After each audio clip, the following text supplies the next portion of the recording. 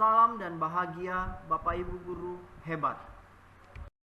Perkenalkan, saya Liber Sianipar, calon guru penggerak angkatan ke-8 dari SDN Johar Baru 01 Pagi, Jakarta Pusat. Dengan fasilitator Ibu Fitria Damayanti dan pengajar praktik Ibu Nunung Widyaningsih. Pada kesempatan ini, saya akan memaparkan aksi nyata modul 1.4 budaya positif, yaitu diseminasi budaya positif di sekolah. Bismillahirrahmanirrahim. Assalamualaikum warahmatullahi wabarakatuh. Waalaikumsalam warahmatullahi wabarakatuh. Salam sejahtera bagi kita semua. Kepada yang terhormat Ibu Kepala Sekolah SDN Johar Baru 01 Pagi, Ibu Siti Eka Rahma Hurairo. Yang terhormat rekan-rekan guru SDN Johar Baru 01 Pagi, puji dan syukur. Oh ya, yang saya banggakan juga kepada narasumber kita hari ini, yaitu Bapak Liber Sianipar SPD.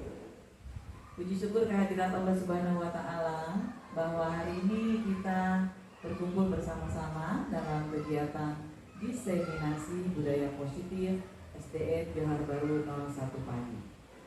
Untuk mempersingkat waktu, kami persilahkan kepada Ibu Kepala Sekolah untuk memberikan sambutan. Kepada Ibu Kepala Sekolah kami persilahkan. Assalamualaikum warahmatullahi wabarakatuh. Selamat siang, salam sejahtera untuk kita semua. Yang saya hormati dan saya banggakan rekan-rekan semua, Bapak Ibu guru di SDN Johar Baru 01, dan yang hari ini yang menjadi narasumber kita, yaitu rekan kita sendiri, Bapak Liber Sianipar.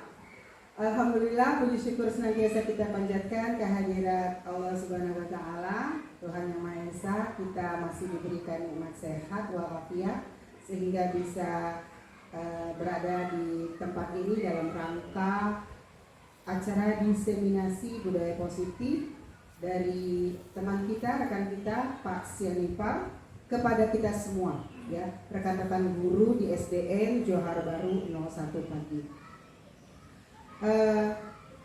Bapak Ibu semua, kegiatan ini adalah salah satu agenda yang memang harus dijalani oleh setiap CGP. Dalam hal ini adalah agenda yang harus dilaksanakan oleh Pak Sianipar dalam rangka mendiseminasikan, membagikan, ya, apa yang sudah beliau dapatkan di dalam pembelajaran, di dalam proses CGP ini kepada kita semua yang ada di sekolah. Mudah-mudahan apa yang nanti disampaikan oleh Pak Sianipar membawa manfaat, ya, kepada kita semua, memberikan informasi baru, memberikan wawasan baru, ya, sehingga dapat menjadi budaya positif, ya, bagi sekolah kita semua. Oke. Baiklah, mungkin itu saja yang ingin saya sampaikan kepada Pak Sianipar. Saya ucapkan terima kasih sebelumnya, ya, atas waktu dan nanti mungkin sharingnya kepada kita semua. And good luck to you. Terima kasih. Assalamualaikum warahmatullahi wabarakatuh.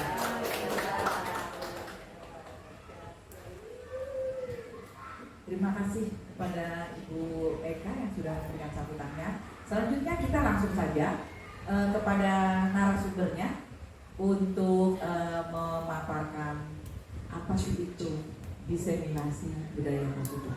Kepada Bapak Sianipar kami persilakan.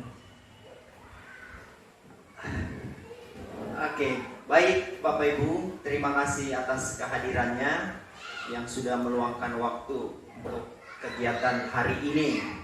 Saya sangat menghargai. Semoga kegiatan yang dilakukan hari ini memberi manfaat buat kita semua, terkhusus buat siswa-siswa yang kita didik.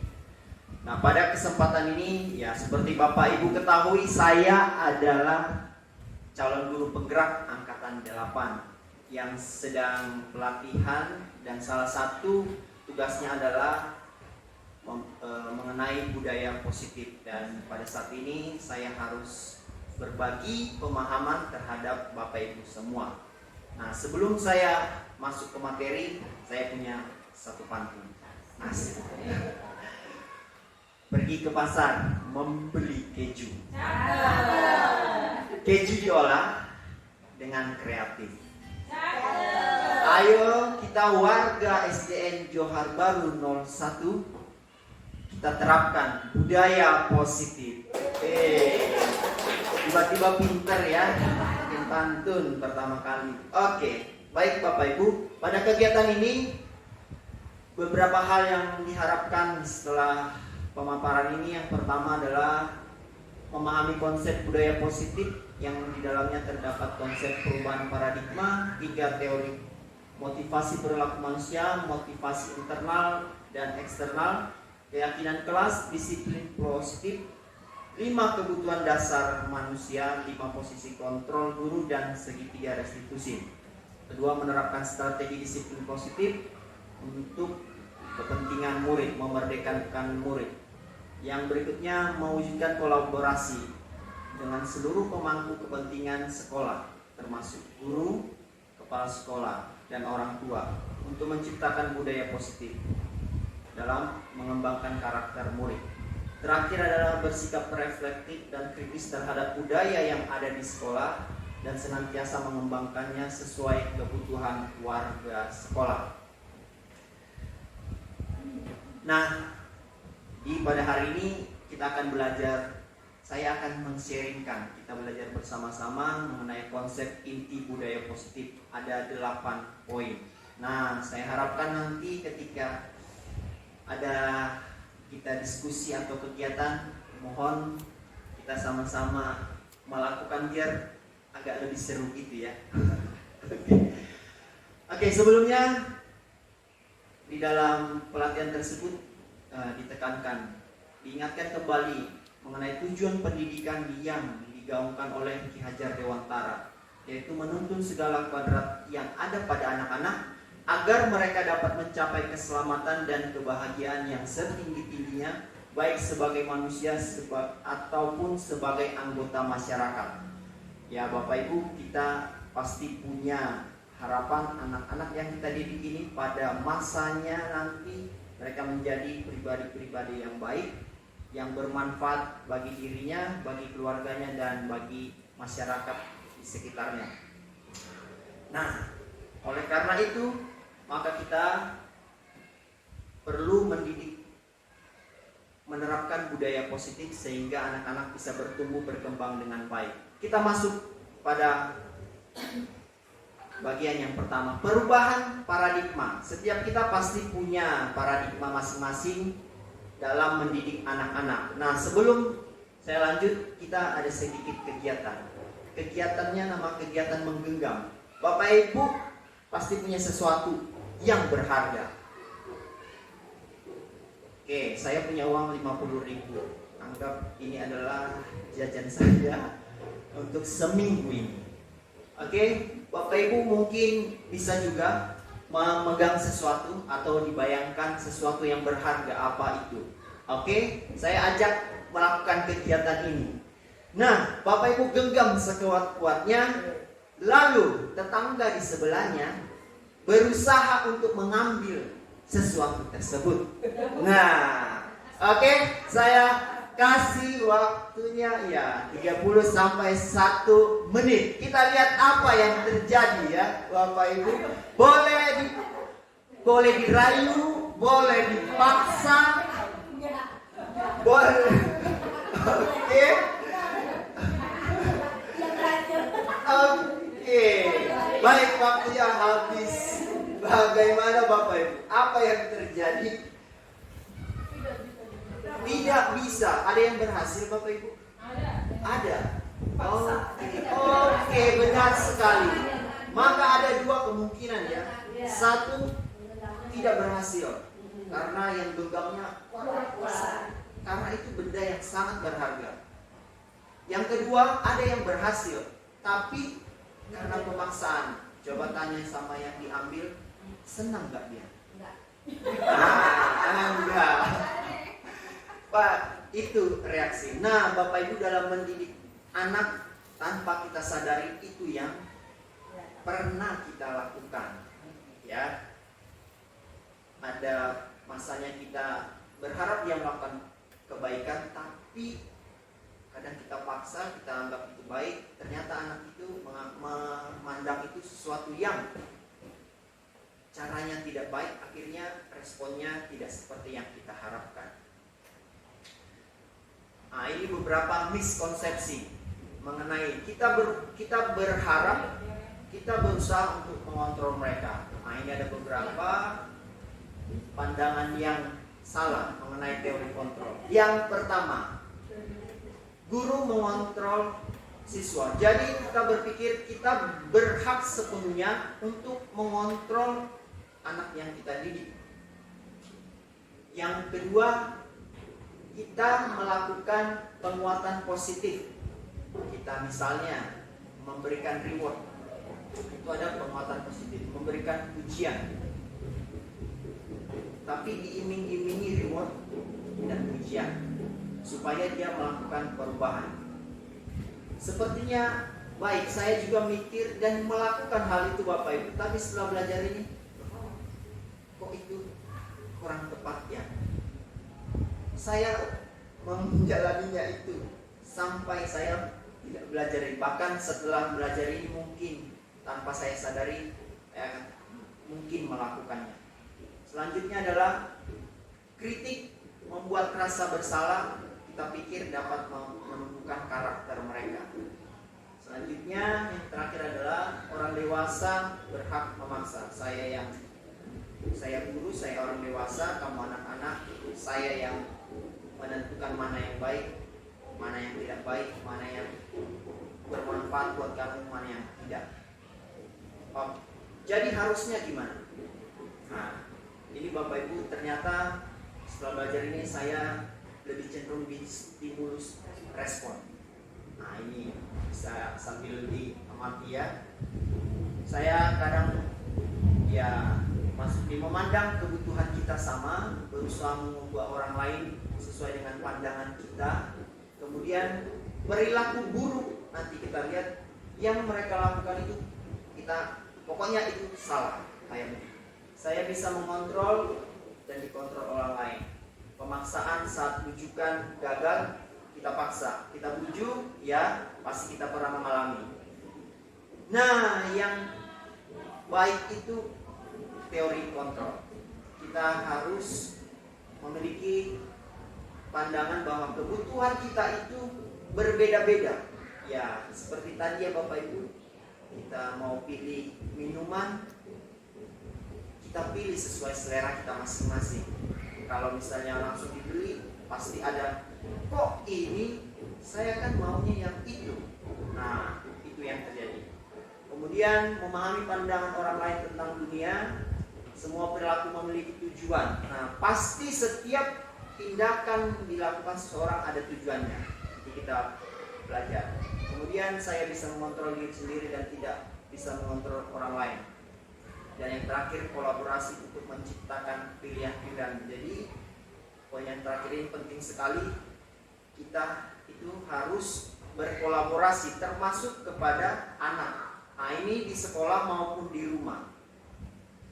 Kita ini perlu melakukan namanya kolaborasi untuk mendidik anak.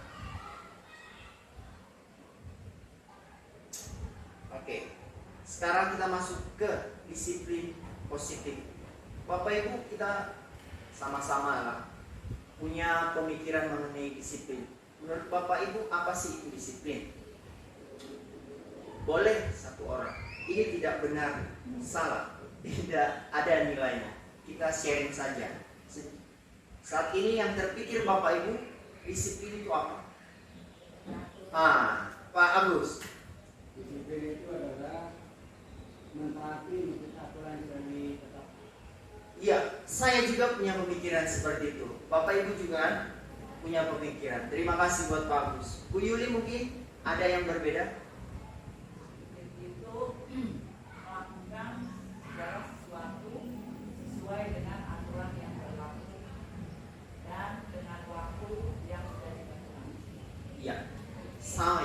juga seperti itu, Bapak Ibu juga demikian. Tetapi ternyata arti maaf, saya terlewat. Tapi sebelum masuk ke situ, Bapak Ibu, saya akan tampilkan dua gambar. Ini kelas saya sekarang, agak gelap yang sini ya. Tapi Bapak Ibu bisa kira-kira menebak kegiatan apa yang mereka lakukan itu? Nah, ini kondisinya gurunya tidak ada, pasyanniparnya tidak ada. Jadi pasyanniparnya belum masuk, mereka sudah ada di kelas. Jadi nunggu guru itu. Nah, gambar yang pertama ini Bapak Ibu, mereka ngobrol, bercanda, ada yang di belakang itu tiduran ya Bapak Ibu. Nah, ini yang sering kita temui. Yang sebelah sini, sebelah sini. Ya, ini ngobrol, ada yang ketawa-ketawa ya, ada yang tiduran. Oke, ini yang wajar atau normal kita hadapi. Nah, yang kedua ini adalah mereka melakukan kegiatan yang bermanfaat, pembelajaran mandiri. Ada yang membaca, ada yang menggambar, ada yang belajar matematika. Nah, ada yang mengerjain PR di sekolah. Iya. Oke. Nah, Bapak Ibu, kalau kita tanya, yang mana budaya positif? Yang kanan, pasti gitu. Nah, pasti itu yang kita harapkan ya Bapak Ibu. Tapi bagaimana sih kita bisa mencapai hal itu? Jujur saja, fakta yang terjadi sampai saat ini adalah ini. Dan saya punya pengalaman, pernah mengalami fakta yang sebelah kiri, kelas 5 yang sebelumnya. Tetapi itu butuh waktu yang sangat lama. Dan ketika saya tanya, kenapa kamu melakukan hal itu? Biasanya jawabnya apa Bapak Ibu? Takut dimarahi. Karena kita punya peraturan atau kesepakatan.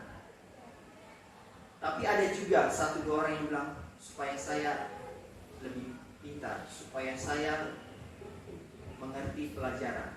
Oke. Nah, di sini kita belajar untuk membangun disiplin positif bagi anak-anak. Ternyata disiplin itu bahasa aslinya artinya disiplina, artinya belajar. Nah, ini yang dibawa, namun dalam budaya kita makna kata disiplin telah berubah menjadi sesuatu yang dilakukan seseorang pada orang lain untuk mendapatkan kepatuhan. Kecenderungan umum adalah menghubungkan kata disiplin dengan ketidaknyamanan, bukan dengan apa yang kita hargai atau pencapaian suatu tujuan mulia. Ya. Tapi makna aslinya adalah belajar. Contoh sikap disiplin anak-anak yang kita harapkan apa? Misalnya datang tepat waktu. Nah, sebenarnya kenapa dia bisa datang tepat waktu? Itu pasti ada namanya proses belajar. Jadi bukan serta-merta ketika dia bisa datang tepat waktu, nah itu bukan simsalabim. Pasti ada proses belajar yang dia alami. Oke, jadi harusnya di mana disiplin positif? Jangan fokus ke orangnya ya Bapak Ibu. Oke, fokus ke itu. Membuat murid memahami dan menyadari berdasarkan motivasi internal, bukan akibat paksaan, ujian atau hukuman. Jadi ketika anak datang tepat waktu, itu karena ada motivasi internal, bukan karena dipaksa atau supaya dapat kita berlaku adalah bintang ataupun takut dihukum. Ya, sama-sama mungkin kita pernah melakukan hal tersebut ya Bapak Ibu. Ketika anak-anak terlambat, kita hukum. Ada yang kita terapkan 10 orang datang pertama dapat bintang. Nah, itu grafiknya langsung naik. Iya, berlomba-lomba ya. Oke. Berikutnya mengajarkan anak bertanggung jawab menumbuhkan kesadaran diri berdasarkan nilai-nilai kebajikan. Nanti kita akan bahas nilai-nilai kebajikan. Selanjutnya lebih ke arah disiplin yang dapat mengontrol diri dalam melakukan tindakan. Jadi ketika anak itu bertumbuh dalam disiplin, dia dapat mengontrol dirinya dalam mengambil tindakan-tindakan yang penting bagi dirinya. Nah, tadi kita sudah bahas. Oke, ketika anak melakukan disiplin, bertumbuh dalam disiplin, maka ada 3 motivasi yang mungkin muncul. Ini menurut Janek Gosen dalam bukunya Instructing School Discipline. Motivasi yang pertama adalah untuk menghindari ketidaknyamanan atau hukuman. Nah, seperti yang kita sampaikan tadi, mungkin dia takut dihukum guru. Yang berikutnya adalah untuk mendapatkan imbalan atau penghargaan dari orang lain. Ya, dapat bintang.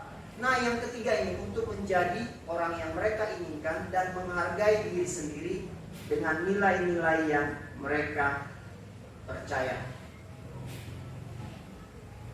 Dari 3 hal ini Bapak Ibu, ini dibagi 2, ini adalah motivasi eksternal yang mereka itu melakukan disiplin tergantung dari faktor yang ada di luar, hukuman atau penghargaan. Sedangkan yang ini adalah internal yang kita harapkan. Bahkan kita juga punya pengalaman pribadi, saya pribadi ya Bapak Ibu. Kenapa saya harus mengumpulkan administrasi tepat waktu?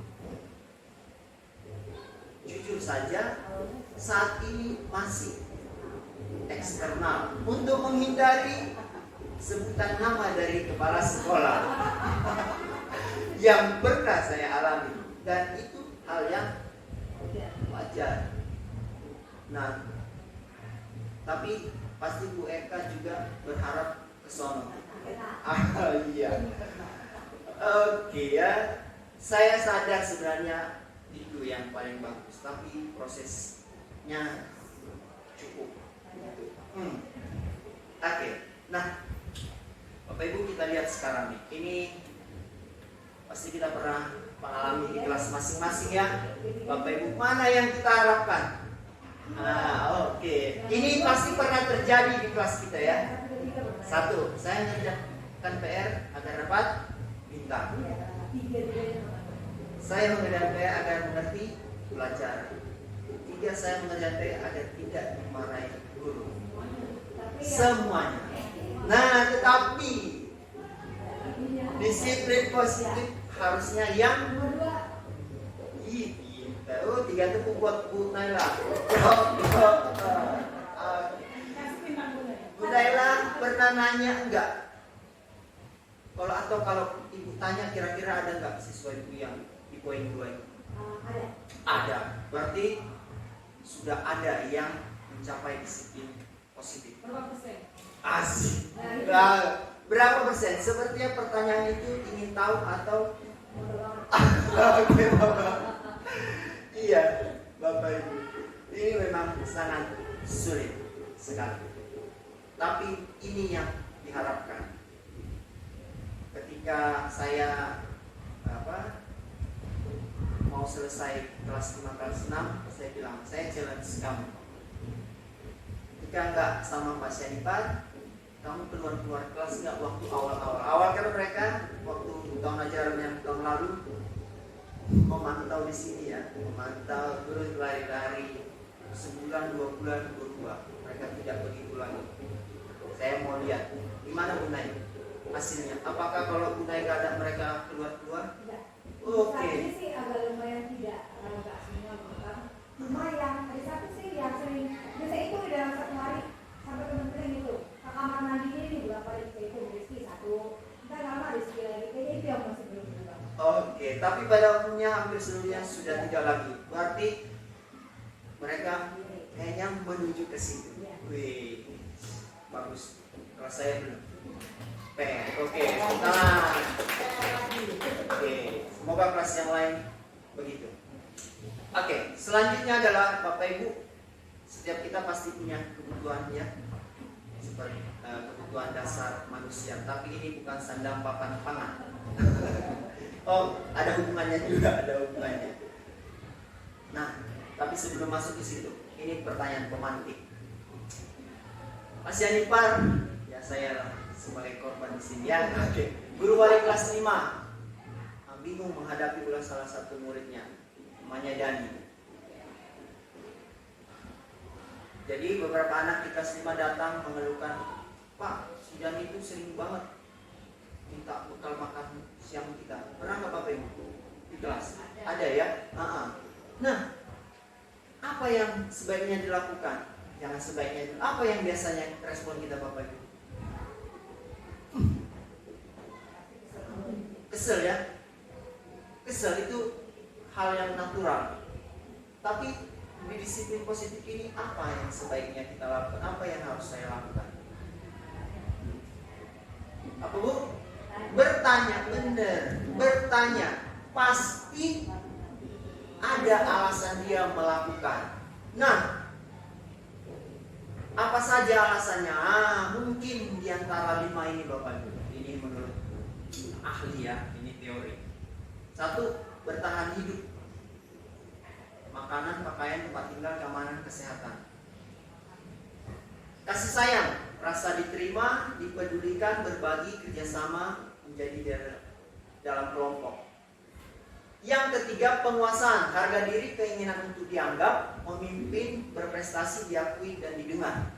Yang keempat, mandiri, memiliki pilihan, mencoba hal baru, mampu mengendalikan arah dirinya. Yang kelima, bermain humor, antusias, tertawa. Bapak Ibu pasti ada alasan. Kira-kira apa tadi alasan Dani itu ya? Kalau dia jawab karena saya lapar, berarti masuk yang mana itu Bapak Ibu? Bertahan Ibu, benar. Kalau dia bilang karena saya suka makanan itu, kesenangan, benar, kesenangan. Pasti ada alasannya ya Bapak Ibu. Nah, sekarang kita tebak nih. Punya pengalaman nggak ibu biasanya ya? Ibu guru tidak menyapa aku hari ini, padahal aku pakai jepit rambut baru, nggak kelihatan ya? Ini tapi coba kalau fakta ini terjadi, sebenarnya dia mau memenuhi kebutuhan apa sih?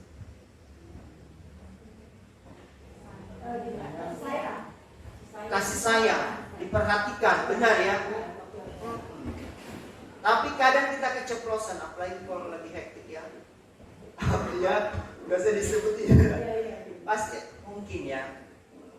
Nah, kira-kira respon anak itu kalau kita nggak memberikan respon yang tepat, kira-kira gimana perasaan? Ini pasti sedih. Itu bisa sebentar, tapi bisa jangka waktu yang lama.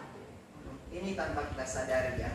Nah, yang kedua, ibu guru bilang aku tidak boleh bersenandung. Sewaktu mengerjakan tugas, katanya kelas harus tenang, tidak ada suara, kan nggak seru jadinya. Ada yang pernah begitu Bapak Ibu? Ada yang suka nyanyi anaknya sambil kerjain, siul-siul, nyanyi-nyanyi, ada. Nah ternyata kalau kita tanya, kira-kira apa ini Bapak Ibu motivasinya? Dia mau memenuhi kebutuhan apa? Kesenangan. Karena dia senang. Gimana ya mengakomodasi itu? Saya jujur cenderung akan langsung tegur. Tidak tanya ya Bapak Ibu, kamu sekarang waktunya apa? Begitu ya. Tapi yang diharapkan kita tanya dulu supaya tahu. Nah, sekarang kita akan cross check diri masing-masing ya. Ini merupakan 5 posisi kontrol seorang guru. Ada penghukum, ada pembuat rasa bersalah, ada sebagai teman, ada sebagai pemantau, ada sebagai manajer. Di mana kita yang sering?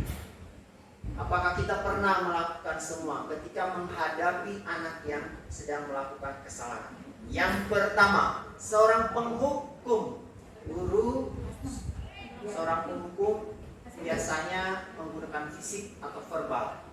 Kata-katanya biasanya ini, patuhi aturan saya, atau awas. Kamu selalu saja salah. Kamu pasti selalu yang terakhir selesai. Saya jadi ingat masa sekolah selalu terakhir selesai kalau tulis sambung. Guru akan, kamu selalu terakhir selesai. Kemudian biasanya nada suaranya itu tinggi, bahasa tubuhnya melotot. Kalau udah mulai kesel banget ya, bahkan menunjuk. Jujur Bapak Ibu, siapa yang pernah di posisi ini? Saya. Pernah kita ya? Pernah, sepakat pernah. Sama anak pernah kan? Pernah. Oke. Nah, sekarang pembuat rasa bersalah. Membuat rasa bersalah menggunakan keheningan membuat orang lain merasa tidak nyaman atau bersalah. Biasanya ibu sangat kecewa sekali dengan tindakan kamu. Nah, berapa kali Bapak harus memberi tahu kamu? Gimana coba kalau orang tua kamu tahu kamu berbuat begini? Nah, ini untuk menimbulkan perasaan bersalah di anak. Pernah Bapak Ibu? Siapa pernah? Saya pernah. Oke. Pernah ya, dua pernah. 3, sebagai teman. Nah, ini pernah nggak Bapak Ibu? Jadi tidak menyakiti murid, tapi tetap mengontrol melalui persuasi. Jadi kalimat yang enak seperti teman lah ya. Ayo bantulah demi Bapak ya. Ayo ingat, tidak bantuan Bapak selama ini sama kamu. Nah ya sudah, kali ini tidak apa-apa, nanti Ibu bereskan. Biasanya ramah, akrab, yang kadang dirangkul juga begini ya. Dirangkul ngomongnya. Pernah Bapak Ibu? Pernah. Sering. Wah, mantap berarti ya. Oke. Berarti hati seorang ibu biasanya ini ya. Keempat, pemantau. Berdasarkan peraturan dan konsekuensi. Jadi strict. Ada peraturan, ada konsekuensi. Dia selalu tanya, peraturannya apa? Apa yang telah kamu lakukan? Sanksinya apa kalau kamu begini? Nah, biasanya ada buku kejadian. Nah, lihat, ini kejadian kamu melakukannya lagi. Nah, itu kondisinya. Kita juga pernah, saya pernah melakukan hal ini. Pernah semua. Nah, yang kelima, pernah nggak ya kita posisi di mana guru kolaborasi, mempersilahkan murid mempertanggungjawab perilakunya, mendukung murid agar dapat menemukan solusi atas permasalahannya sendiri. Nah, apa yang kita yakini di dalam kelas? Jika kamu yakini, apakah kamu bersedia memperbaikinya? Apa rencana kamu untuk memperbaiki hal ini? Oke, Bapak Ibu mungkin pernah melakukan ini. Ada yang merasa pernah melakukan hal ini? Saya pernah, tapi jarang. Nah, mari kita tentukan kita di posisi mana? 1, 2, 3, 4, 5. Cenderung yang mana? Kalau Bu Yuni yang mana nih? Kayaknya tadi teriak 3 ya? Hah? Kolaborasi. Asik, manajer, luar biasa. Oke, kalau Bu Tia yang mana? Manajer, beri pantau, teman, membuat rasa bersalah atau penghukum? Ini bukan mengorek kekurangan ya, Bapak Ibu. Refleksi saja. Teman ya. Wah, mantap. Teman. Nah, tapi kenapa? Oke, penghukum ya. Laki-laki kecenderungannya penghukum ya. Kecenderungan karena jiwa pemimpinnya iya di rumah sebagai pemimpin ya. Benar ya, jadi biasa mengambil keputusan. Tapi dalam mendidik ternyata yang paling baik adalah kelima. Kalau boleh keempat atau kelima. Tapi faktanya pasti kita semua ini betul. Tapi diharapkan supaya dapat membentuk. Iya. Oke, senang sekali. Tidak perlu ikut kegiatan guru penggerak sudah. Oh, di sini ini mah kembali ke kelas juga. Lihat anaknya nyontek temannya. Ayo, mantap. Ayo. Kira-kira kalimat apa yang pertama muncul? Kamu Oke. Nah, aduh, saya waktu belajar ini mustahil ya. Mustahil dalam waktu singkat. Mungkin proses-proses. Semoga kita bisa ya. Oke, sekarang kita main tebak-tebakan. Oke. Bisa lah, pasti bisa. Enggak pintar kita. Ini kasusnya murid tidak ngerjain PR. Ngomong gini, Bapak Ibu yakin kamu pasti bisa bersikap lebih baik. Lain kali kerjakan PR kamu ya. Ini posisi mana? Aduh, ini manajemen. Teman, manajer. Boleh dipilih. Jawabannya adalah iya, teman. Wih, luar biasa Bu Fiana. Nailah. Oh, kasih pon. Oh, iya juga ya. Dalam hati tapi ya. Oh, biasa di kelas juga gitu ya. Saya juga Pak. Saya juga Bu. Terus kita responnya, Pak dengar dalam hati ya. Tapi tanpa melihat gambar juga dengan kalimat. Oke, JX test. Oke, yang kedua. Posisi kontrol apa ini? Tidak ada ber. Diri belakang.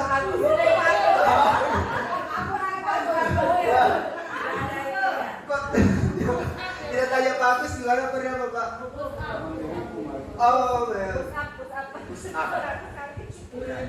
hukumnya ambil daun yang banyak. Ambil. Langsung. Tidak basa-basi, ya kan DPR? Apa yang muncul di pikiran kita langsung sikat. Muncul daun, ambil daun. 50. Muncul hias, kita lanjut. Jawabannya adalah benar sekali. Terakhir, kayaknya benar semua ini. No, terakhir nih. Kamu pasti punya alasan ya DPR. Apa yang akan kamu lakukan memperbaiki kesalahan kamu? Kapan kamu akan memulainya? Bu Yudi banget ini katanya ya. Sama Bu Yudi katanya. Oke, jawabannya Bapak Ibu? Manajer. Kalau kita lagi pembicaranya baik kalau Pertanyaannya, bisa gak sih kita melakukan ini Bapak Ibu? harus bisa. Bisa sebenarnya, tapi mengupayakan bisa benar. Tapi tingkat kesulitannya paling tinggi ya. Baik. Oke, benar semua gitu ya. Tepuk tangan buat kita. Oke, Pak Lutfi juga udah benar. Baik. Masih ada, udah lewat aja ya. Karena waktunya. Nah, Bapak Ibu, bagaimana kita supaya bisa melakukan hal itu? Salah satunya adalah membuat keyakinan kelas. Mengapa keyakinan kelas? Kok bukan peraturan kelas saja? Kira-kira ada yang mau berpendapat? Oke, Bu Naila. Karena kalau misalnya kita membuat peraturan kelas itu cenderung ada hukuman, mekanisme yang akan diberikan siswa. Oke. Karena kalau keyakinan itu apa yang akan kita capai di kelas itu apa yang Luar biasa, udah belajar materinya ya? Waduh, takut. Cocok jadi guru penggerak selanjutnya. PP, pengajar. Oke, iya benar. Peraturan biasanya ada hukuman, punishment atau konsekuensi. Keyakinan sepakati sama-sama. Mantap sekali. Artinya berubah ya? Keyakinan. Iya. Oke, apa itu keyakinan? Nilai-nilai kebajikan universal yang disepakati bersama. Nilai-nilai kebajikan, nilai-nilai baik yang orang pada umumnya setuju. Misalnya apa Bapak Ibu? Nilai-nilai kebaikan yang semua tidak memandang agama, suku, ras. Contohnya apa? Nilai kebaikan. Toleransi, benar. Semua pasti setuju toleransi. Apalagi? Abu, mendengarkan guru mengajar itu nilai apa kira-kira kalau mendengarkannya itu memperhatikan ya Bapak Ibu. Benar. Nah, keyakinan kelas itu fondasi arah tujuan sebuah kelas yang akan menjadi landasan dalam memecahkan konflik. Jadi pasti kita menghadapi masalah. Setiap hari pasti ada masalah yang kita hadapi. Baik terhadap anak di sekolah, anak di rumah atau rekan kerja ya. Nah, selanjutnya seorang akan lebih tergerak dan bersemangat untuk menjalankan keyakinan. Ya, benar kata Bunda. Karena ada perasaan tanggung jawab di dalamnya, bukan terpaksa. Nah, di sekolah juga bisa melakukan hal ini. Keyakinan, kita buat keyakinan sekolah. Oke. Bapak Ibu, ini merupakan contoh nilai kebajikan kurikulum merdeka. Ada itu tadi copot ya, satu. Oke. Saya udah tempel, copot satu. Karena oh, tempel juga di kelas putih ya. Oke, itu ya. Kita mungkin sudah hafal juga ya. Nah, ini adalah nilai kebajikan proyek, nilai kebajikan ya sebuah organisasi. The Virtue proyek nilai-nilai kebajikan. Nah, ini banyak itu Bapak Ibu. Nah, setiap hal yang kita lakukan itu pasti berhubungan dengan nilai-nilai pada akhirnya. Contohnya adalah membuang sampah pada tempatnya. Itu nilai apa ya Bapak Ibu? Peduli, rajin, tanggung jawab. Benar. Pasti ada nilai-nilainya. Oke. Nah, berikut langkah-langkah membuat di kelas siapa yang sudah ada keyakinan kelas? Kelas Pasyanipar baru tahun ini. Setelah belajar materi ini saya buat nilai-nilai keyakinan kelas. Nah, jangankan sekarang kita coba praktek. Kesepakatan kelas, benar. Nah, kalau kesepakatan kelas itu ada konsekuensi.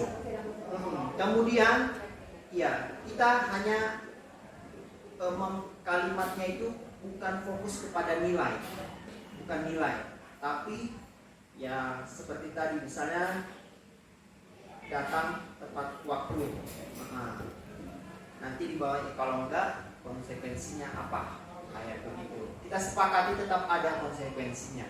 Nah, kalau keyakinan kelas kita ingin menemukan motivasi internal, jadi tidak takut ketika salah, tidak takut kepada hukuman semata. Jadi saya akan perbaiki karena takut hukuman.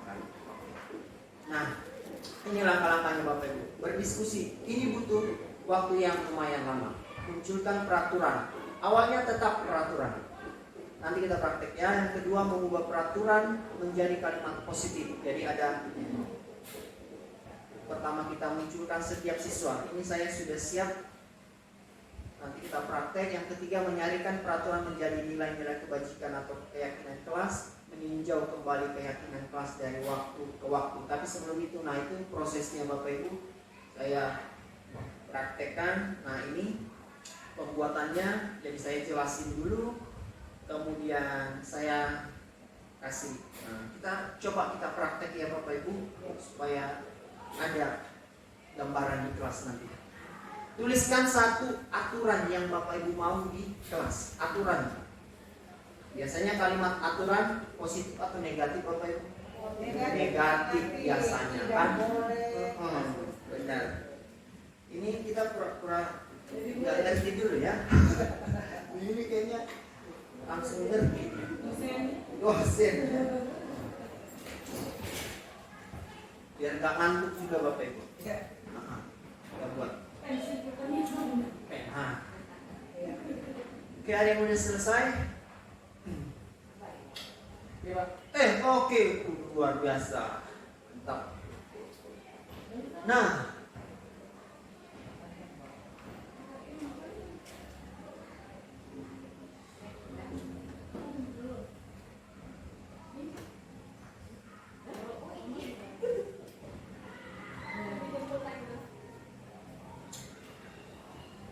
Oke, sudah Bapak Ibu? Oke.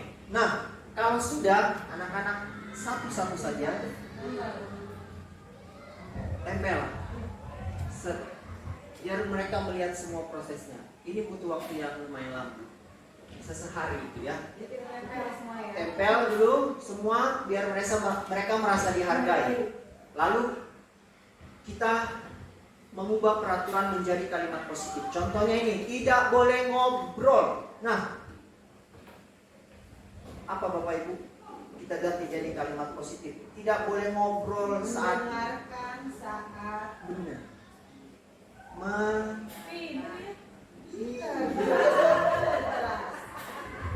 Kan saat guru menjelaskan. Oke. Ada lagi Bapak Ibu yang mau ditempel?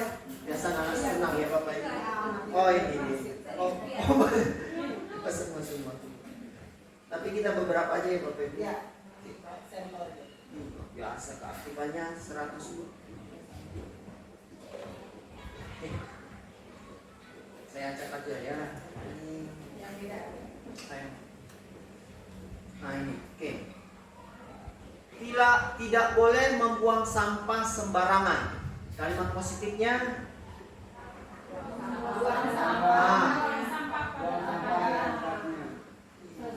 membuang. Wah, iya karena kita adiwiyata membuang sampah Sesuai dengan jenisnya. Memilah sampah. pada tempatnya sesuai dengan jenisnya. Oke. Sampai tahap ini belum selesai. Kemudian dari yang banyak tersebut, kalau terlalu banyak juga anak-anak lupa. Ya, kita sama-sama sepakati mana untuk beberapa waktu ini atau saat ini yang menurut kamu paling penting. Baru disepakati. Kalau saya disarikan itu jadi sebenarnya ada 6, 7, tapi saya buat 5. Oke, disarikan tuh. Tadi ini banyak ya. Nah, dapatlah 2. Anggaplah 2 ini ya Bapak Ibu. Setelah itu kita sebenarnya prosesnya ini kita buat nilai kebajikan apa yang ada di sini. Mendengarkan saat guru menjelaskan. Nilai kebajikan apa itu Bapak Ibu? Yang tadi apa? Menghargai benar. Menghargai. Yang ini tanggung jawab atau peduli. Kalau ini ya peduli. Nah, sampai di sini baru dapat nilai kebajikannya ya. Jadi harus sampai dapat nilai kebajikan atau keyakinan kelas, baru kita buat tulis kalimat komitmen. Saya akan, kalimat komitmennya, saya akan menghargai guru maupun teman. Jadi lanjut ya, tulis ya, saya menghargai guru dan teman. Jadi bukan ini saya mendengarkan saja, tapi kita ambil itu nilai kebajikan. Ya, jadi nanti jadi nilai kebajikannya menghargai, tapi cakupannya sudah lebih luas. Itu juga saya peduli terhadap lingkungan, bisa di sekolah, bisa di rumah. Jadi bukan sekedar buang sampah, tapi kalau ada sampah juga, bukan sampah kita ambil. Jadi nilai itu yang kita tanamkan.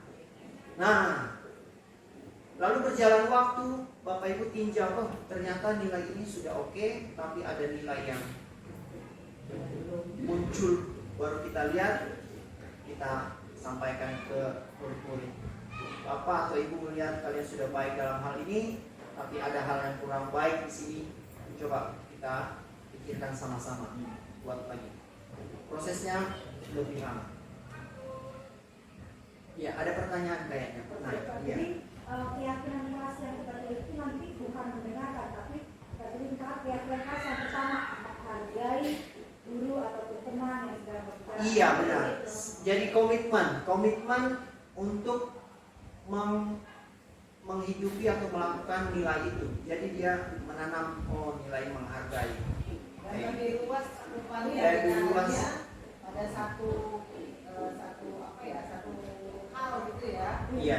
Itu sementara kesepakatan atau keyakinan kelas yang kita buat itu dari sekian banyak ide-ide, kayak kita tadi mendengarkan membawa sampah. Ya terus kan bukan ke keyakinan kelas yang membawa sampah, tapi Bukan. yang pertama keyakinan yang pertama menghargai kan gitu ya. Iya. Karena nilai kebijakan yang tertulis. Iya, nilai kebajikan atau keyakinan. Jadi itu menjadi nilai yang akan dia tanam dalam hatinya. Kalau kesepakatan kelas kan kayak yang itu ya, mendengarkan guru. Itu tadi perbedaannya.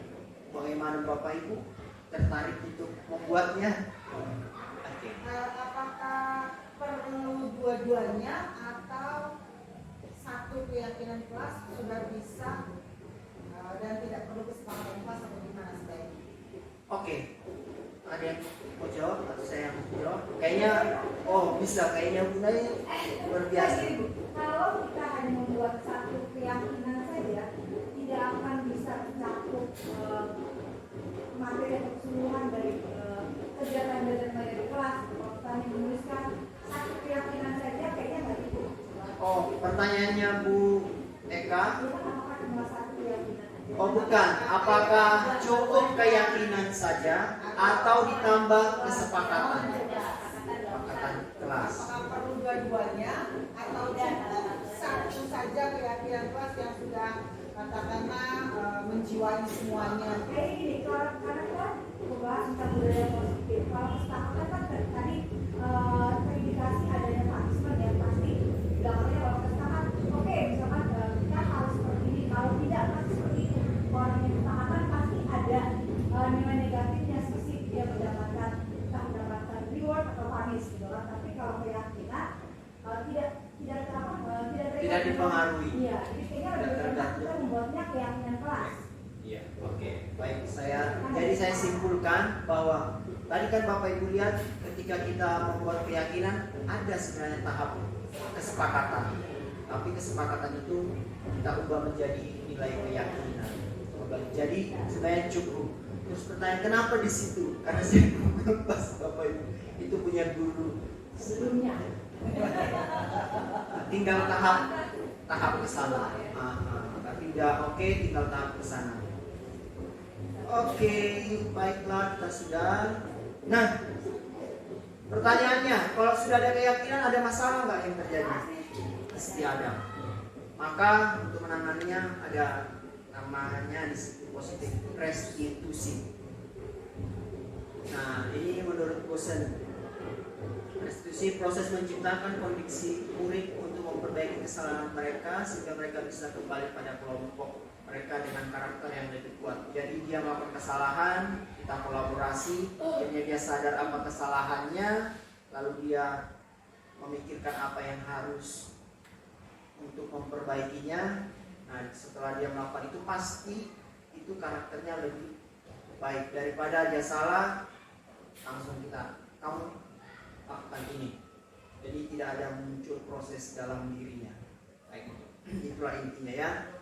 Nah, restitusi itu yang perlu kita perhatikan bukan untuk menebus kesalahan tapi belajar dari kesalahan. Maka ada quotes, tidak ada manusia yang sempurna, pasti kita pernah punya kesalahan. Yang kedua, untuk melihat ke dalam diri. Jadi sifatnya tawaran bukan paksaan. Dan ketiga, fokus pada karakter bukan tindakan. Mengembalikan murid berbuat salah kepada kelompok yang tepat. Oke, berikut tahapan segitiga restitusi. Ada 3, 1 menstabilkan identitas, yang kedua validasi tindakan yang salah, yang ketiga menanyakan keyakinan. Jadi segitiga restitusi itu apa? Suatu proses dialog. Jadi ada dialog antara guru dan murid, ya, atau pokoknya yang ingin melakukan disiplin terhadap seseorang, baik orang tua atau anak juga bisa, sehingga menghasilkan murid yang mandiri dan bertanggung jawab. Oke, ini Bapak Ibu untuk menstabilkan identitas, biasanya kata-katanya kayak gini. Berbuat salah itu wajar. Tidak ada manusia yang sempurna. Bapak Ibu juga pernah melakukan hal itu. Bapak Ibu tidak ingin ingin mencari siapa yang salah, tapi ingin mencari solusi permasalahan ini. Kamu berhak merasa begitu. Oke. Itu kalimat yang biasa. Yang kedua, validasi tindakan yang salah. Ya, berupaya untuk memenuhi suatu kebutuhan tertentu. Yang kita bahas tadi ada 5 kebutuhan, pasti ada alasannya. Kamu pasti punya alasan melakukan hal itu. Kalimatnya. Bahkan padahal kamu bisa melakukan hal yang lebih buruk dari apa yang kamu lakukan itu. Kemudian kamu patut bangga pada dirimu sendiri karena kamu telah melindungi sesuatu yang penting bagi kamu. Oke, contohnya kayak gini Bapak Ibu. Misalnya tadi ya, ada anak yang nyontek sama teman. Terus dia kesel dong, ngomel-ngomel. Ya. Terus contoh validasi tindakan yang salah. Mungkin kita bilang, kenapa kamu ngomel-ngomel sama dia? Ya karena saya kesel. Oke, terus apa yang kamu lakukan? Ya saya ngejek dia, bla bla bla bla. Oh, kita bilang, oke, sebenarnya kamu bisa melakukan hal yang buruk. Misalnya apa? Mensobek, tapi kamu nggak melakukan hal itu. Itu ada hal yang masih baik. Gitu. Jadi itu contohnya ya Bapak Ibu. 3. Menanyakan tahap yang terakhir, menanyakan keyakinan. Nah ini gunanya keyakinan kelas. Kita kembali, apa keyakinan kelas kita? Apa yang kita yakini? Nilai apa yang telah kita sepakati? Kamu ingin menjadi seorang orang seperti apa? Apa yang akan kamu lakukan untuk memperbaiki situasi ini? Itu kalimat yang biasa disampaikan untuk memunculkan motivasi intrinsik. Jadi anak itu mikir. Oke, sekarang jadi saya ada tugas buat rekaman. Jadi ya tentang kasus ini, contoh ya Bapak Ibu, saya juga belajar. Rafael sedang main bola, temannya beberapa saat kemudian Raditnya datang memaksa itu bermain juga. Rafael temannya tidak menyerang, Radit kemudian menendangi bola sesuka hati, bahkan sampai bolanya ada kerusakan. Nah, ketika kasus itu terjadi, apa yang akan saya lakukan? Kita nonton sebentar ya Bapak Ibu.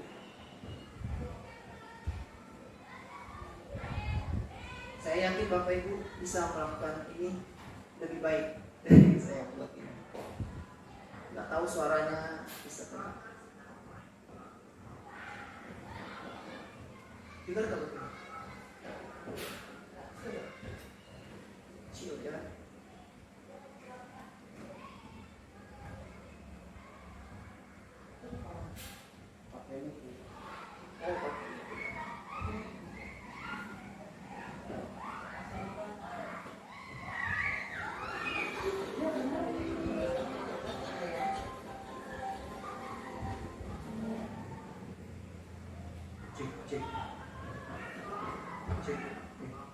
Cek. Cek.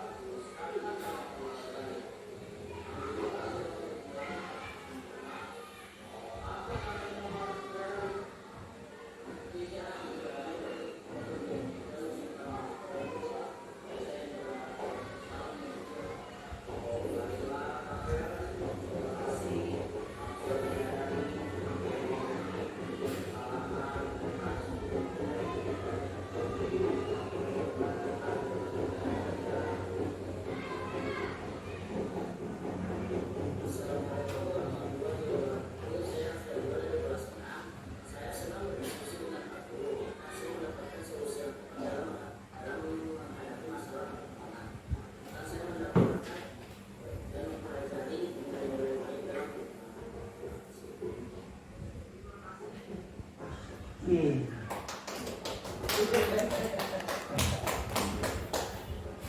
Pinjam ruang kelas sebelah ya? Oh, udah. Iya. Oke.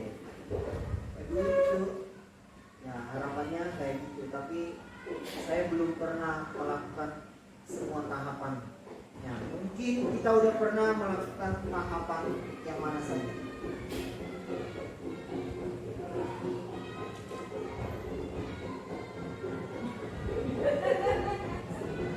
Oke, cek. Oke, pernah melakukan tahapan ini kan Bapak Ibu?